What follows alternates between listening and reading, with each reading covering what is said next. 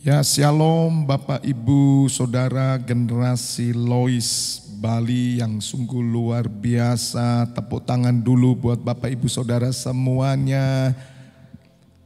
Sebelumnya saya ucapkan terima kasih buat generasi Lois yang sudah hadir di KKR dan doa 4 hari yang sungguh luar biasa. Walaupun saya merasakan bahwa Bapak Ibu Saudara, Oma Opa datang ini seperti masuk camp. Saya mengerti secara manusiawi, saya juga bisa merasakan bagaimana saudara terus dihajar dengan disiplin rohani. Karena Tuhan ingin supaya roh Bapak Ibu Saudara meskipun sudah lanjut usia tetap on fire, tidak kalah dengan anak muda. Dan sebelumnya saya minta maaf jika kaget Bapak Ibu Saudara, karena supaya dipersiapkan nanti tahun depan ulang tahun NCCI yang ke-7, maka generasi Lois khususnya dari Bali, justru mereka akan menjadi supporternya Tuhan yang akan membuat KKR dan doa ya untuk ulang tahun ke-7 tahun depan akan semakin dahsyat dan luar biasa. Amin. Mari kita berdoa sebelum saya menyampaikan kebenaran firman Tuhan. Bapa, kami mengucap syukur pagi hari ini hamba-Mu boleh memberikan pesan walaupun melalui rekaman video kepada Harvest Lois Generation Bali. Kami bersyukur boleh kembali bersama-sama bersekutu membangkitkan imam-imam Lois di Bali. Sampaikan pesan-Mu, kami tolak setiap kuasa jahat roh jahat yang hendak mencuri dan mengambil firman yang akan dibagikan. Di dalam nama Tuhan Yesus kami berikan keluar dari ruangan dan pikiran hati kami. Roh Kudus urapi kami semua, urapi hamba-Mu. Kami sambut firman-Mu di dalam nama Tuhan Yesus. Semua yang siap mendengar firman Tuhan bersama katakan amin. Tepuk tangan buat Tuhan Allah kita. Haleluya. Mari dengan cepat kita buka Ibrani 12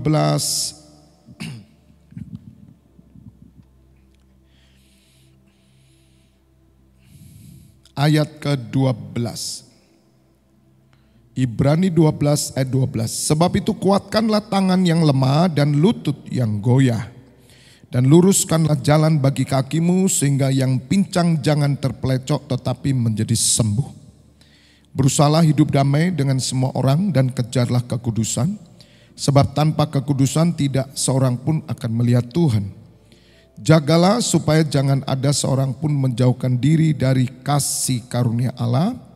Agar jangan tumbuh akar yang pahit yang menimbulkan kerusuhan dan yang mencemarkan banyak orang. Janganlah ada orang yang menjadi cabul atau yang mempunyai nafsu yang rendah seperti Esau, yang menjual hak kesulungannya untuk sepiring makanan. Sebab kamu tahu bahwa kemudian ketika ia hendak menerima berkat itu, ia ditolak. Sebab ia tidak beroleh kesempatan untuk memperbaiki kesalahannya, sekalipun ia mencarinya dengan mencucurkan air mata. Amin. Berbahagialah Bapak Ibu Saudara yang mendengar firman Tuhan, merenungkan dan melakukan dalam hidupnya.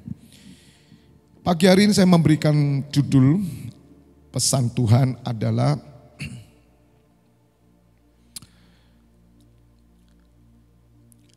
perbarui selalu kerohanianmu.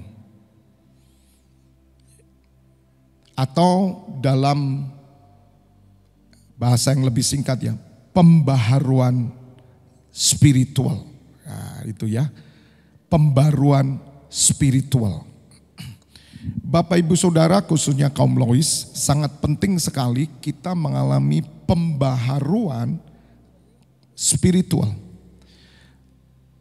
Sebagaimana Rasul Paulus berkata bahwa manusia jasmaniku semakin hari semakin merosot. Bapak Ibu Saudara, Rasul Paulus menyadari bahwa semakin hari manusia jasmaninya semakin merosot. Sebagaimana Oma Opa, Bapak Ibu Saudara, kita tidak bisa menolak penuaan, kita tidak bisa menolak kelemahan tubuh. Sebagaimana dikatakan dalam Ibrani 12 ayat 12, kuatkan tangan yang lemah, lutut goyah. Saudara rata-rata oma, opa, ya, tangannya lemah, lututnya goyah. Kemudian ada yang dikatakan luruskan jalan bagi kakimu sehingga yang pincang jangan terpelecok tapi menjadi sembuh. Walaupun ini bermakna rohani, tapi ini kenyataan. Kadang kita ada yang pincang, tapi saya bangga meskipun tangannya lemah, meskipun lututnya goyah, meskipun agak pincang, bahkan yang datang ke Malang memakai penyangga, tapi saudara tetap semangat melayani Tuhan, bahkan hadir di kota Malang itu sesuatu yang membanggakan kerajaan Allah. Katakan amin, tepuk tangan buat para oma opa yang datang ke Malang KKR 4 hari, sungguh luar biasa. Walaupun saya melihat ada yang tidak lengkap, ada yang tidak penuh, saya tidak tahu mengapa, tapi biarlah mereka mengerti sendiri apa yang harus mereka lakukan. Jadi Bapak Ibu Saudara, jangan sampai keadaan fisik kita ini mempengaruhi pembaruan dari spiritual kita. Maka itu Rasul Paulus berkata, manusia jasmaniaku semakin merosot, ya, tetapi manusia batiniaku, ya, 2 Korintus 4:16, sebab itu kami tidak tawar hati, tetapi meskipun manusia lahiria kami semakin merosot, namun manusia batinia kami dibarui dari sehari ke sehari. Jadi ada yang namanya pembaharuan spiritual terus. Jadi kalau Bapak Ibu sekarang berusia 72 tahun, wow, saya bayangkan pembaharuan terjadi luar biasa. Di usia 72 tahun, Bapak Ibu Saudara, rohaninya semakin kinclong. Dan itu yang saya harapkan terjadi kebangunan pada generasi Lois Barley. Jangan umur 72 rohaninya semakin merosot. Tidak, maka itu saudara yang rindu datang ke kota Malang, siapkan diri tahun depan, jangan kaget. Karena saya akan pacu rohani saudara, ya, seperti prajurit, ya, ngantuk tidak boleh, dengar firman harus sungguh-sungguh. Karena apa? Dibaharui, katakan bersama saya, dibaharui. Coba katakan kanan kiri, kamu harus dibaharui. Kamu harus dibaharui. Jadi jangan berkata bahwa Pak kami udah tua, ya Pak kami udah loyo, kami pincang. Ya udahlah biar anak-anak muda itu yang menyala-nyala. Tidak. Kami sudah lama dulu baca Alkitab, sekarang tua sudah enggak baca Alkitab. Saudara salah, harusnya saudara semakin berapi-api. Karena manusia rohanimu dibaharui terus, spiritualmu dibaharui terus. Jadi ibadah generasi Lois harus lebih hebat daripada ibadah anak-anak muda. Yang setuju katakan amin. Oleh karena itu Bapak Ibu Saudara, bagaimana kita harus membaharui ini? Yang pertama dikatakan, kuatkan tangan yang lemah, lutut yang goyah. Luruskan jalan bagi kakimu sehingga yang pincang jangan terpelecok menjadi sembuh. Jadi saudara, yang pertama, saudara harus punya kerinduan untuk membangkitkan diri saudara. Bapak Ibu Saudara harus memacu diri saudara, ngerti. Kuatkan tangan yang lemah. Dan lutut yang goyah, itu artinya bukan berbicara secara fisik, tetapi semangat saudara.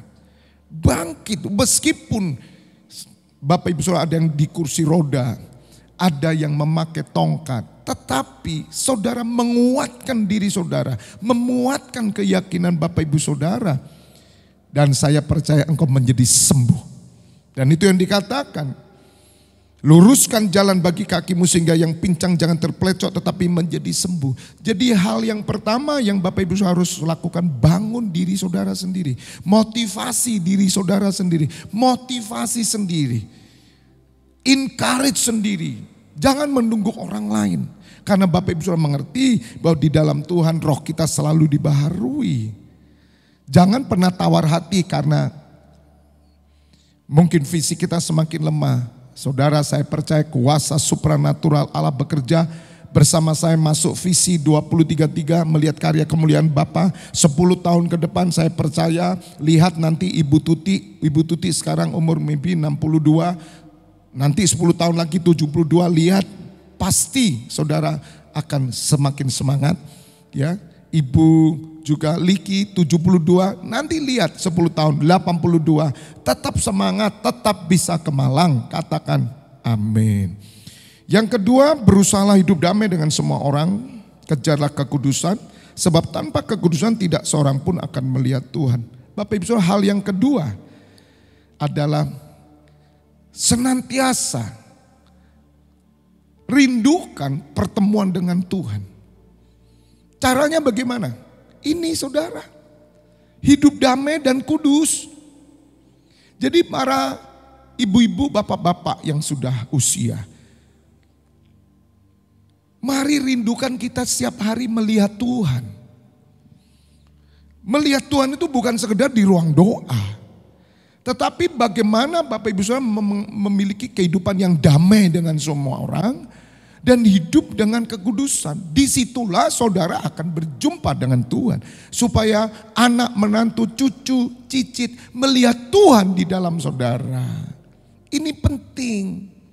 Jangan kita pandai khotbah, kita pandai doa, tapi kita tidak hidup damai dengan semua orang. Hidup kita tidak kudus, mulut kita tidak kudus. Ya, omongan kita tidak kudus, kita bikin perpecahan di tengah kelompok bersama-sama, kita membicarakan yang satu dengan yang lain, menimbulkan perpecahan. Saudara, meskipun saudara berdoa setiap hari, engkau tidak melihat Tuhan. Tanpa kekudusan tidak seorang pun akan melihat Tuhan. Tanpa kekudusan Bapak Ibu Saudara. Jadi yang kedua ini sangat penting. Yang setuju katakan amin. Yang ketiga Bapak Ibu Saudara. Jagalah supaya jangan ada seorang pun menjauhkan diri dari kasih karunia Allah. Agar jangan tumbuh akar yang pahit yang menimbulkan kerusuhan dan mencemarkan banyak orang. Yes. Yang ketiga, jangan sampai ada kepahitan. Hai oma opa, lupakan masa lalu. Jangan hidup dengan masa lalu.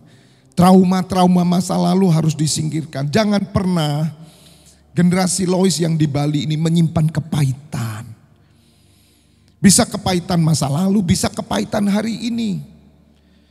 Bapak Ibu Saudara, ampuni orang yang bersalah kepada kamu. Sebab akar kepahitan ini bahaya.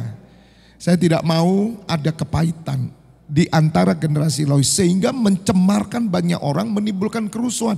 Bapak Ibu Saudara, kalau di dalam persekutuan kita ini ya, semuanya tidak memiliki kepahitan, tidak ada kerusuhan. Kerusuhan itu muncul karena ada akar pahit. Makanya saya minta pesan Bu Tuti, pilih orang-orang ke Malang yang tidak punya akar pahit. Jangan sampai ada akar pahit, pahit sama suaminya, pahit sama istrinya, pahit sama keluarga, pahit sama gereja atau apapun, kelihatan. Saya minta tolong nanti pendoa yang peka untuk melihat orang-orang ini punya akar pahit gak. Sebab kalau satu rumah nanti satu ada akar pahit, rumah itu banyak kerusuhan. Lebih baik disortir lagi. Ya, cari orang-orang yang tidak ada akar pahit. Bapak Ibu Saudara, kita akan mengalami pembaruan rohani terus kalau kita tidak punya akar pahit. Akar itu saudara bisa 1 kilo, maaf 100 meter kok 1 kilo. Itu akarnya pohon kurma itu. Akar pohon itu bisa jauh dari pohon dan buahnya. Saudara, akar pahitmu mungkin 5 tahun yang lalu. Bisa 10 tahun yang lalu. Tapi buahnya hari ini masih muncul. Buang akar pahit, karena akar pahit itu menjauhkan diri dari kasih karunia Allah. Saudara, orang yang punya kepahitan, hidupnya tidak berkenan dan dia tidak akan masuk surga dan dia tidak akan pernah terangkat. Bapak Ibu Saudara, jangan pernah punya akar pahit. Selanjutnya yang keberapa? Yang keempat. Janganlah ada orang yang menjadi cabul atau yang mempunyai nafsu yang rendah seperti Esau yang menjual hak kesulungannya untuk sepiring makanan. Sebab kamu tahu bahwa kemudian ketika ia hendak menerima berkat itu, ia ditolak sebab ia tidak beroleh kesempatan untuk memperbaiki kesalahannya, sekalipun ia mencarinya dengan mencucurkan air mata. Yang keempat adalah jangan punya nafsu rendah. Saudara, yang terakhir ini bahaya. Esau itu nafsunya rendah, dia punya hak kesulungan. Tetapi karena dia lapar, Dia mencium bau sup kacang merah yang dibuat Yakub. Dia menyepelekan hak kesulungan. Esau berpikir, ya besok saya juga mati, buat apa hak kesulungan? Saudara tahu hak kesulungan? Hak kesulungan itu adalah berkat surgawi. Hak kesulungan adalah karunia Allah. Hak kesulungan adalah kesempatan untuk melayani. Hak kesulungan adalah kesempatan untuk berdiri sebagai pendoa syafaat. Hak kesulungan itu adalah kesempatan saudara bisa memuji Tuhan. Kesempatan yang Tuhan berikan, hak kesulungan untuk memperoleh harta kekayaan surgawi, duduk bersama Tuhan Yesus. Jangan karena nafsu yang rendah. Saudara tahu nafsu rendah? Nafsu rendah itu nafsu duniawi. Hanya gara-gara hal duniawi Anda tinggalkan sesuatu yang sangat berharga, yaitu kerajaan surga. Hanya gara-gara warisan, hanya gara-gara makanan, hanya gara-gara mobil, hanya gara-gara emas, hanya gara-gara apapun yang sifatnya fana, saudara membuang kesempatan yang Tuhan beri. Jangan sampai terjadi Bapak Ibu Saudara, khususnya generasi Lois, umur sudah lanjut. Kalau kita mau sampai pada 10 tahun ke depan, mari jaga. Jaga apa yang Tuhan beri. Jaga keselamatan yang Dia sediakan. Jaga kasih karunia yang Tuhan sudah beri. Jaga dengan nyawa saudara. Jangan sampai terbuang saudara. Hanya gara-gara nafsu yang rendah. Nafsu yang rendah, nafsu duniawi. Nafsu yang rendah adalah satu keinginan tubuh. Satu nafsu dari dalam diri kita melakukan sesuatu yang sesungguhnya sangat rendah. Tidak sepadan dengan keselamatan yang kita punya. Tidak sepadan dengan kasih karunia yang kita punya. Tidak sepadan dengan status jabatan dalam pelayanan. Jangan saudara. Supaya saudara tetap pegang hak kesulungan dan hidup kita semua berkenan di hadapan Allah selama-lamanya. Katakan amin. Tuhan memberkati Bapak Ibu Saudara semuanya.